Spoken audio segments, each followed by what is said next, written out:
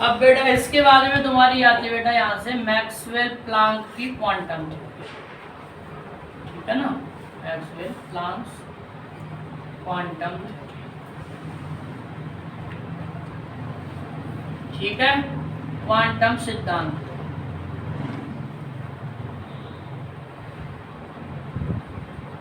अब बेटा ये सिद्धांत बेटा हमें बताता क्या है क्वांटम, इसमें था तुम्हारा बेटा मैक्सवेल ने बताया था कि जब लाइट किसी सोर्स से बाहर आती है तो वो तुम्हारे एक सीक्रेट एनर्जी अमाउंट्स होते हैं बेटा, पैकेट्स होते हैं, बंडल होते हैं, ठीक है ना। उस हर बंडल को बेटा हम बोलते क्या थे उस टाइम पे, क्वांटा।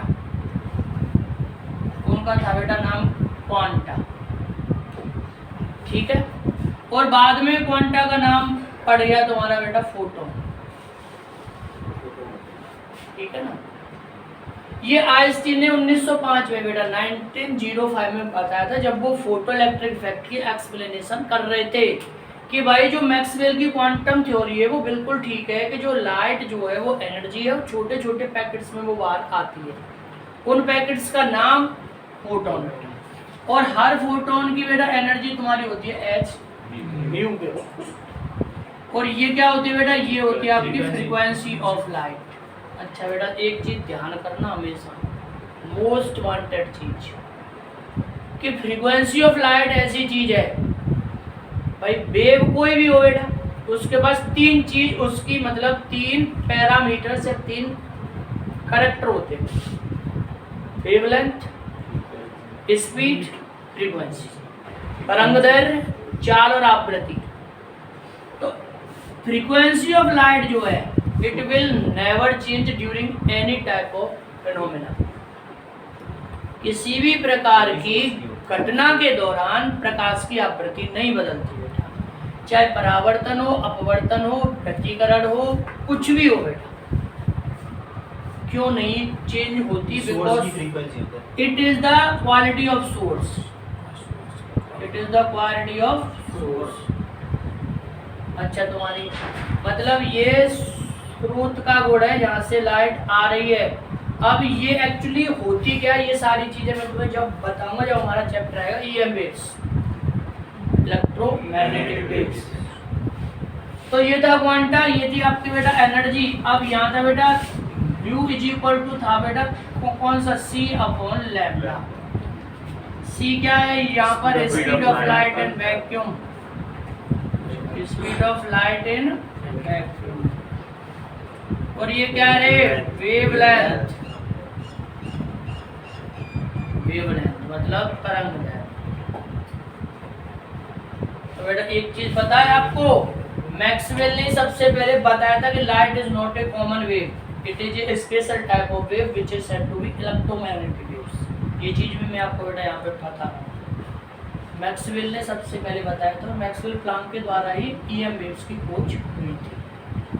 कि मैक्सवेल ने बताया था कि लाइट इज, यहाँ पर था आपका कि light is an electromagnetic wave which does not require any medium for its propagation. प्रकाश एक विशेष प्रकार की तरंग है जिसको हम विद्युत चुम्बकीय तरंग बोलते हैं, इनके संचरण के लिए माध्यम की आवश्यकता नहीं होती है, ठीक है बेटा।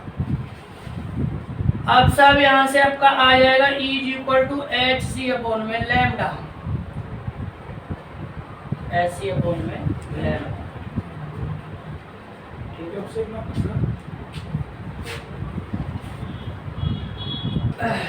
तो यहाँ पर बेटा एच सी अपॉन में लैम्डा सर। अब देखो ये एक चीज है कि ऐसा होता है, मैं तुम्हें अच्छी चीज बताऊं बेटा, अगर तुम ध्यान करो, मैंने तुम्हें कई बार बताया भी है कि प्रकृति के नियम बहुत आसान है, fundamentals of nature are very simple, और इसी चीज को इन साइंटिस्ट ने समझा, इसलिए इन्होंने बहुत सारी इन्वेंशन भी की। अरे सबको पता है फैराडे ने EMI की खोज की थी, इलेक्ट्रोमैग्नेटिक इंडक्शन, विद्युत चुम्बकीय प्रेरण। और स्टेड ने बताया कि विद्युत क्षेत्र से चुंबकीय क्षेत्र उत्पन्न होता है। अकॉर्डिंग टू और स्टेड इलेक्ट्रिक फील्ड से मैग्नेटिक फील्ड जनरेट होती है। तो फैराडे की सोच थी यार कि अगर इलेक्ट्रिक फील्ड से मैग्नेटिक फील्ड जनरेट होता है तो ऐसी कोई ना कोई कंडीशन जरूर होगी जब मैग्नेटिक फील्ड से इलेक्ट्रिक फील्ड जनरेट होगा। किसी भी चीज का वाइस वर्सा है, ये फंडामेंटल लॉ है। जो आया है उसको जाना है, जाना है सर, पक्का है। कल ही बढ़िया ठीक है बेटा। तो इसमें तुम्हारा क्या था, अब इसकी सोच क्या थी, अब तुम समझना ध्यान से भाई। मैक्सवेल ने और आइंस्टीन ने एक चीज बता दी बेटा। कौन सी चीज? कि लाइट जो एनर्जी है उसमें उसकी नेचर ड्यूअल होती है, द्वैत। उसमें कण और तरंग दोनों के गुण हैं। तो अब यहाँ पर तुम्हारे आती है बेटा कौन सी, इनको बोलते हैं हम पदार्थीय तरंग है, पदार्थीय या डी ब्रोगली, डी ब्रोगली या मैटर वेव्स, मैटर। अब मैंने तुम्हें अभी बताया पूरे यूनिवर्स में दो चीजें, मैटर एनर्जी। अब अगर एनर्जी की नेचर ड्यूअल है तो मैटर की भी ड्यूअल होगी। इसका मतलब है अगर एनर्जी पार्टिकल के हिसाब से वेव करती है, मतलब अगर एनर्जी या फिर वेव पार्टिकल के हिसाब से वेव करती है तो जो पार्टिकल होगा उससे भी एसोसिएटेड कोई ना कोई वेव जरूर होगी, उससे भी संबंधित कोई ना कोई तरंग जरूर होगी। केवल एक कॉमन सेंस की बात, और जो सोच थी बिल्कुल सही थी, क्योंकि प्रकृति को समझना बहुत आसान है, बशर्ते उसके लिए मन शांत हो। ओम शांति। ठीक है बेटा। अब यहाँ पर तुम्हारा क्या क्या था, तो यहाँ पर मैं एक पॉइंट आपको बताता हूँ कि associated with each and every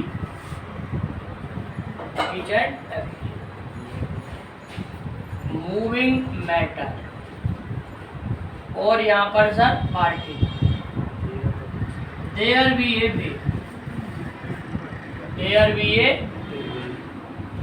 ठीक है बेटा। मतलब प्रत्येक गतिमान कण से संबंधित एक तरंग होती है। ठीक है सर। अरे समझना, इसमें ज्यादातर इस वाले चैप्टर में ये खास बस इन्हीं में से आएगा, अगर आया तो। पहले वाले उसमें जो टॉपिक कराया जो वीडियो, उसमें तो केवल थ्योरी है, सब कुछ। कण से संबंधित एक तरंग होती है बेटा, ठीक है ना, जिसे डी ब्रोगली या पदार्थीय या मैटर वेव्स कहते हैं। अगर बेटा अब देखो सुनो, एनर्जी के बारे में, जो लाइट के बारे में इंपॉर्टेंट चीज क्या थी, it moves in the form of packets of energy, मतलब फोटॉन्स। और फोटॉन्स की बेटा एनर्जी आपकी ऐसी अपॉन में लैम्डा। सी क्या है? Speed of photon, speed of light in vacuum. अब सर आपको पता है according to Einstein energy can change into mass and mass can change into,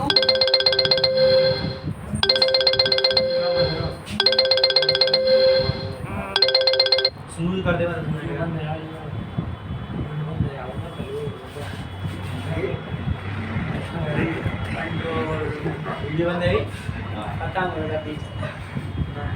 इसमें क्या था बेटा, एनर्जी इज इक्वल टू आ जाता है mc स्क्वायर।